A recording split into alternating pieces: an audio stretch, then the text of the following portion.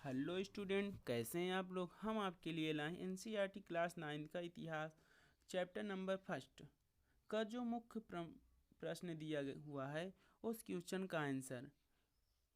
अगर वीडियो पसंद आए तो हमारे वीडियो को लाइक शेयर ज़रूर करें एवं हमारे यूट्यूब चैनल स्टूडेंट लाइव को ज़रूर सब्सक्राइब करें। क्वेश्चन नंबर 2 से फ्रांसीसी समाज के किन तबकों को फायदा मिला, कौन कौन से समूह सत्ता छोड़ने के लिए मजबूर हो गए, क्रांति के नतीजों समाज के किन समूहों को निराशा हुई होगी। आंसर 1789 फ्रांसीसी क्रांति के बाद वहां संविधान का निर्माण हुआ तथा संवैधानिक राजतंत्र की स्थापना हुई। इस संविधान ने अनेक प्रकार के अधिकारों की बात की, जिसका सबसे ज़्यादा फायदा तृतीय स्टेट के उन लोगों को मिला जिसमें अमीर और गरीब दोनों शामिल थे, यथा व्यवसायी, वकील, किसान, महिला, कारीगर, मजदूर इत्यादि। आबादी के बड़े हिस्से को प्रधान का अधिकार मिला, जिसका लाभ यह था कि अब आम जनता न्यायपालिका और व्यवस्थापिका अपने मनपसंद के प्रतिनिधि भेज सकती थी। हालांकि कुछ लोग अभी भी संविधान के अधिकार से वंचित थे, जिनमें कम कर देने वाले लोग तथा महिलाएं शामिल थी। इस नई व्यवस्था की स्थापना के बाद फ्रांस में प्राचीन राजतंत्र की व्यवस्था समाप्त हो गई, जिसके अंतर्गत कुलीन और पादरी वर्ग के लोग सत्ता छोड़ने के लिए विवश हो गए। इस बात में कोई अतिशयोक्ति नहीं कि संविधान में सभी नागरिकों को समान अधिकारों की बात करी थी, परंतु फिर भी तृतीय स्टेट के अंदर ही गरीब नागरिक और महिलाएं सरकार की व्यवस्था से अप्रसन्न थे। अत्यधिक क्रांतिकारी गतिविधियों के चलते परिस्थितियां फिर से वैसे ही हो रही थी जैसे प्राचीन राजतंत्र के समय थी। अत्यधिक कर के परिणाम स्वरूप लोग पाव रोटी नहीं खरीद पा रहे थे। महिलाओं की दशा खराब थी, अभी भी विद्यालयों में शिक्षा के लिए दाखिला नहीं ले सकती थी। जो महिलाएं व्यवसाय करती थी उन्हें पुरुषों की तुलना में वेतन कम ही दिया जाता था। अतः हम कह सकते हैं कि क्रांति की समाप्ति के बाद जिस तरह की फ्रांस की कल्पना की गई थी उसमें और सुधार की आवश्यकता थी, जो समय के साथ पूरी हुई। प्रश्न नंबर 3, 19वीं और 20वीं सदी की दुनिया के लिए फ्रांसीसी क्रांति कौन सी विरासत छोड़ गई। उत्तर, इतिहास में 1789 की फ्रांसीसी क्रांति एक विशेष स्थान रखती है। इस क्रांति ने संपूर्ण विश्व में एक वैचारिक पुनर्जागरण का प्रचार किया। फ्रांस की क्रांति ने अनेक विषयों पर उस समय स्थान आकर्षित किया था जो आज के समय में भी उतने ही ज्वलंत हैं। इस क्रांति ने वर्ग भेद, महिला सशक्तिकरण, राजतंत्र, स्वतंत्रता, उदारता, भाईचारे, एकता और संविधान जैसे विषयों पर संपूर्ण विश्व का ध्यान आकर्षित किया। फ्रांसीसी क्रांति ने अनेक उपनिवेशों को आज़ादी दिलाने में भी मदद की। सामंतवादी विचारधारा की अंत की शुरुआत इसी क्रांति ने करी। अमेरिका और भारत जैसे विश्व के सबसे बड़े लोकतंत्र के संविधानों पर भी 1789 की क्रांति का गहरा प्रभाव देखने को मिलता है। इस प्रकार यह कहना सही होगा कि फ्रांसीसी क्रांति 19वीं और 20वीं सदी के लिए अनेक विरासतें छोड़ गई। क्वेश्चन नंबर 4, उन जनवादी अधिकारों की सूची बनाएं जो आज हमें मिले हुए हैं और जिनका उद्गम फ्रांसीसी क्रांति में है।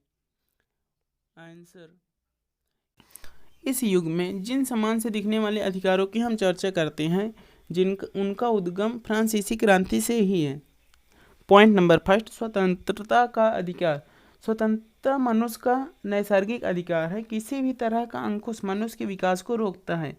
पॉइंट नंबर 2, समानता का अधिकार। राज्य का कानून और संविधान सभी के लिए एक समान होता है।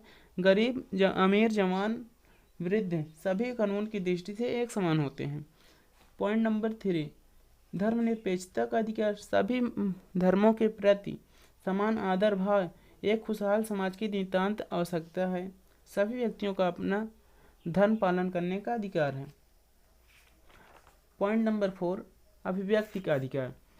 एक सभ्य समाज में सभी को बोलने, लिखने, दिखाने की स्वतंत्रता होनी चाहिए। फ्रांस ने 18वीं सदी के उत्तरार्ध में ही सेंसरशिप समाप्त कर दी थी, जबकि अंग्रेज भारत में अखबारों पर भी पाबंदी रखते थे।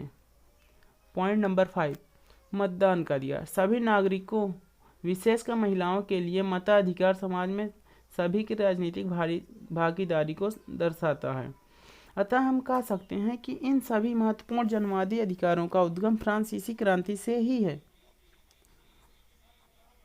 क्वेश्चन नंबर 5, क्या आप इस तर्क से सहमत हैं कि सार्वभौमिक अधिकारों के संदेश में नाना अंतर्विरोध थे? समानता की बात करते हुए भी फ्रांस में सभी नागरिकों को मतदान का अधिकार नहीं दिया था। लगभग 30 लाख पुरुषों, महिलाओं, बच्चों और 25 वर्ष से कम उम्र के पुरुष जो 3 दिन की मजदूरी के बराबर कर नहीं चुका सकते थे, उन्हें निष्क्रिय नागरिक माना गया था। वह मताधिकार से वंचित रखा। महिलाओं की दशा खराब थी, उन्हें समान वेतन नहीं मिलता था। अधिकतर के पास पढ़ाई लिखाई व्यवसाय के अवसर नहीं थे। गरीब महिलाओं की दशा और भी दयनीय थी। हालांकि सामाजिक व आर्थिक अधिकार कुछ समय के बाद दे दिए गए थे, परंतु राजनीतिक अधिकारों के लिए संघर्ष जारी रहा। संविधान में केवल पुरुष व नागरिक अधिकार घोषणापत्र ही था। कुछ साल बाद ओलम दे गोज नामक महिला ने महिला व नागरिक का अधिकार घोषणा पत्र बनाया, परंतु इस पर उन्हें देशद्रोही बताकर फांसी दे दी गई। जैकोबिन ने महिलाओं को पुरुषों के समान कभी नहीं माना, अतः यह समानता के अधिकार का अंतर्विरोध ही था। उपरोक्त सभी अंतर्विरोधियों के बावजूद भी उस समय का फ्रांस का संविधान काफ़ी आधुनिक माना जा सकता है, जिसने समय रहते इन सभी अंतर्विरोध को दूर कर दिया था। क्वेश्चन नंबर 6, नेपोलियन के उदय को कैसे समझा जा सकता है? आंसर, क्रांति के बाद अनेकों प्रकार की सरकार फ्रांस में बनी। जैकोबिन सरकार के पतन के बाद मध्यम वर्ग ने सत्ता संभाली। विधान परिषद से विवाद रहता था, इसके चलते राजनीति अस्थिरता जन्मी, जिसमें नेपोलियन बोनापार्ट के उदय का मार्ग प्रशस्त हुआ। 1804 ईस्वी में नेपोलियन बोनापार्ट ने खुद को फ्रांस का सम्राट घोषित कर दिया। नेपोलियन ने साम्राज्य प्रसार की नीति अपनाई। नेपोलियन एक तानाशाह, उसने अपने करीबी रिश्तेदारों को सत्ता से जुड़े सभी महत्वपूर्ण पद दे दिए। प्रारंभ में नेपोलियन की जीत फ्रांस में सराही जाती रही। कुछ समय बाद फ्रांस उनकी नीतियों का असर साफ हो गया। नेपोलियन ने युद्ध का सहारा लिया, जिससे पूरे यूरोप में प्रतिशोध पनपने लग गया था। नेपोलियन ने यूरोप का आधुनिक बनाने का प्रयत्न किया, पर वह उन विचारों की विपरीत हुआ जिसके फ्रांसीसी क्रांति याद की जाती है।